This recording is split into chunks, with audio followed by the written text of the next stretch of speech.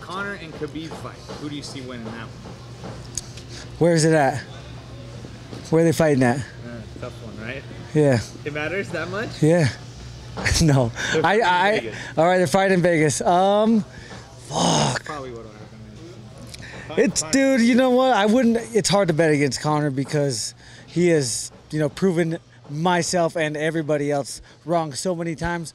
But I mean, I would have to pick Khabib in that. I don't know how Conor stops those takedowns.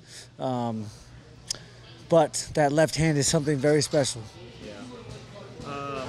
And talk about, you just mentioned Brian and Max. I mean, talk about that and the disappointment, the frustration. What do you read anything more into it than just? No, I haven't. First and foremost, when you hear that a fighter, was taken to the hospital for, concussion precautionary reasons, then, as a fan and as an athlete myself, I would never question, especially someone like Max Holloway. That guy, I know how bad he wants to fight. I know how much this means to him, and I know how much he is disappointed that he can't fight on Saturday night. So yeah, I know I'm on his team. I think that he should take the time, and I'm glad that they were able to talk him out of the fight because I'm sure that was very tough. Have you ever had a situation like that? I mean, where you're also the guy who is not going to want to pull out, right? It has to be people around you. It would always have to be the people around you. Yeah. As fighters, the closer we get to a fight, you have to tell yourself nothing matters.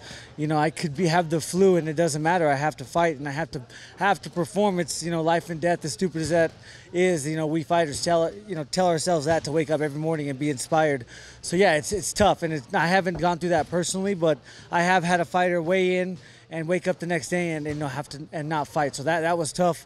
But again, you can't talk crap because that could always be you. I could always be in that position, and I hope that I am surrounded by people that will always look out for my safety and not look out for their monetary gains. Especially doing a weight cut, feeling like and he hadn't even started the weight cut. Yeah, I mean, no matter what, if you have a fight like any fight, if you have a fight like that and he has some kind of symptoms, I'm not sure. I'm sure himself and his coaches, if he is having, some precautionary whatever, as opposed to, when it comes to concussions, I'm sure it happened 2-3 weeks ago and we were waiting until, to see if it progressed enough to see if we could make the fight. I don't know how it works, but I know that's how it would work for me.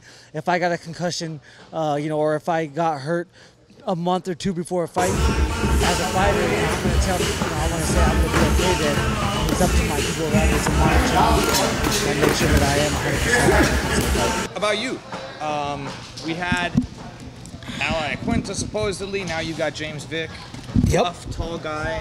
You're getting some work with some tall guys here today. Yep. Obviously. Yeah, it's great. Extreme Couture has a plethora of tall people to spar with. I mean, it does not matter who you're fighting. You can find 2 or 3 people here to mimic your opponent's style, and that's something special and something these guys should never take for granted. Yeah. Talk about the fight versus James, and just are you excited? I mean, obviously, kind of a guy a lot of people don't know. He's on a has a win. Hey, he's 9-1 in the UFC. So I mean, if you don't know him, it's his fault, not your fault, because if you fight 10 times in the UFC and nobody knows who you are, you're fucking up and doing something wrong. And he's been begging hard for a lot of big fights, and so this is it. Is the pressure on a little bit more though? Just because? Of course. Hey, no, this is the UFC. This is the top of the top. The best fighters in the world. James Vick, has some bony ass knees and elbows. If I run into one of those, I will go to sleep. A fight is a fight, but I am, he's heads and legs taller than me, but I'm so much better than this guy in every aspect of MMA. I have to go out there, fight my fight, and a win is crucial here. I cannot lose versus James Vick. Yeah, I mean, that's what I mean. The pressure of, versus losing to one of the top guys like you've been fighting versus losing him, it's like, man, but yet, what do you gain from it? Doesn't matter. Hey, I gain, my full paycheck with the win and half my paycheck with the loss, and that's what I'm here for. I fight for bonuses. I'm going for performance of the night. I would rather get that than fight of the night here, but if fight of the night comes my way, that just means my opponent's bit down and went to work with me, and I'll be thankful to James Vick if he does that. although I do not think he has one.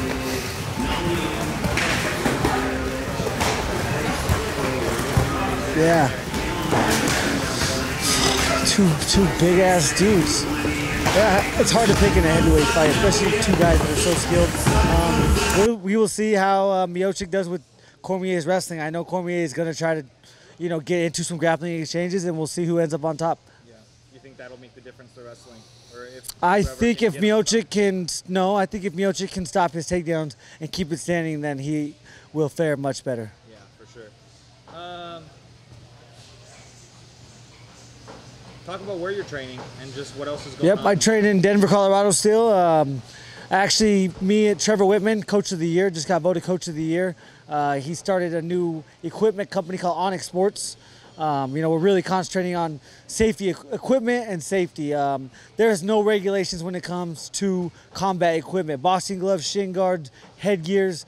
Anybody and everybody can put out 16-ounce boxing gloves. Doesn't matter if they weigh 12 ounces, 10 ounces, 14 ounces. There's no regulations. So right now, that's what Trevor's concentrating on, and it's crucial. Do you see a difference in how you spar, making sure the right equipment's there? Yeah. Maybe when you first started, and that importance of that. Yeah, I feel so vulnerable. So now that I've worn his equipment, I wear his boxing gloves still, and I was wearing his shin guard and knee pad combination, and one of them broke, and he took the other one to China to get manufactured because we're getting that, mass distribute, because we need to get that to pro athletes. Pro athletes have to be wearing top of line equipment, and I promise you, when a pro athlete tries on Onyx Sports equipment, then they'll know right away that they're protected better than they were.